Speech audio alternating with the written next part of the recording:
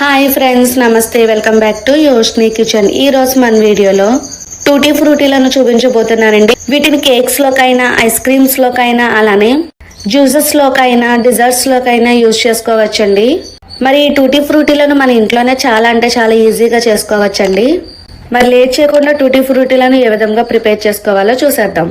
First ఒక పచ్చి బొబ్బస్కాయను తీసుకోవాలి. దీనికి బదులుగా పుచ్చకాయ తొక్కతో కూడా టూటీ ఫ్రూటీలను చేసుకోవచ్చు. ఇప్పుడు ఈ బొబ్బర్స్కాయకున్న తొక్కనంతటిని కూడా తీసేసుకోవాలి. ఇప్పుడు ఈ బొబ్బర్స్కాయను 2 ముక్కల కింద కట్ చేసుకోవాలి. ఇప్పుడు ఇందులో ఉన్న గింజలన్నిటినీ కూడా తీసేసుకోవాలి. ఇక్కడ నేను తీసుకున్న బొబ్బర్స్కాయ వచ్చి ఇప్పుడిప్పుడే ముగ్గుతుందండి. దీనితో కూడా టూటీ ఫ్రూటీలు చేసుకుంటే చాలా అంటే చాలా టేస్టీగా ఉంటుంది. ఇప్పుడు ఈ బొబ్బర్స్కాయకి లోనున్న పై తొక్కనంతటిని కూడా తీసేసుకోవాలి. తర్వాత ఈ బొబ్బర్స్కాయ అంతటిని కూడా చిన్న ముక్కల కింద కట్ చేసుకుని తీసుకోవాలి. అన్నీ కూడా ఒకే సైజులో వచ్చేటట్టుగా కట్ చేసుకోవాలండి.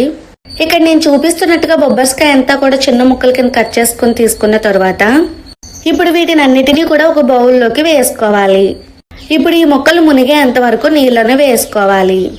ఇప్పుడు స్టవ్ ఆన్ చేసుకుని స్టవ్ మీద ఈ బౌల్ పెట్టుకుని మంటను మీడియం ఫ్లేమ్ లో అడ్జస్ట్ చేసుకుని మధ్య మధ్యలో కలుపుకుంటూ ఈ బొబ్బర్స్కాయ ముక్కలు అన్నిటినీ కూడా ఒక 50% ఉడికేంత వరకు ఉడికించుకోవాలి. ఈ విధంగా ఉడకడానికి 10 నిమిషాల టైం అనేది పడుతుందండి. తర్వాత స్టవ్ ఆఫ్ చేసేసి వీటిని అన్నిటినీ కూడా ఒక స్టైనర్ లోకి వేసేసుకోవాలి.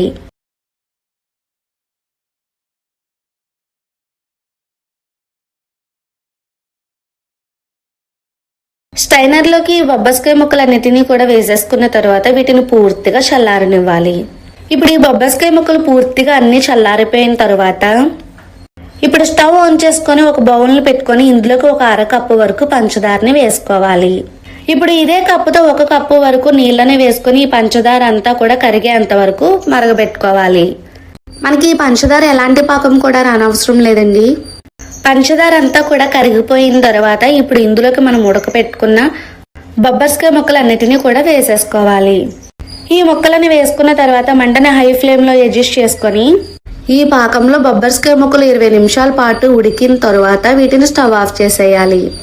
స్టవ్ ఆఫ్ చేసేసుకున్న తర్వాత ఈ బొబ్బర్స్కాయ ముక్కలు అన్ని కూడా పూర్తిగా చల్లారనివ్వాలి. పూర్తిగా చల్లారిన తర్వాత ఇప్పుడు మనం ఎన్ని కలర్స్ తో అయితే టూటీ ఫ్రూటీలను చేసుకుంటామో అన్ని బౌల్స్ లను పెట్టుకోవాలి. ఇక్కడ నేనైతే 3 కలర్స్ తో టూటీ ఫ్రూటీలను చేస్తున్నానండి. కాబట్టి ఇక్కడ నేను 3 బాక్సెస్ ను తీసుకున్నాను. ఇప్పుడు ఈ బొబ్బర్స్కాయ ముక్కలు అన్నిటిని కూడా 3 బాక్సుల్లోకి సమానంగా వేసేసుకోవాలి. తర్వాత ఇందులోకి 4 నుంచి 3 వరకు ఫుడ్ కలర్ ని వేసుకుని ఇవి పూర్తిగా కలిసేటట్టుగా కలుపుకోవాలి.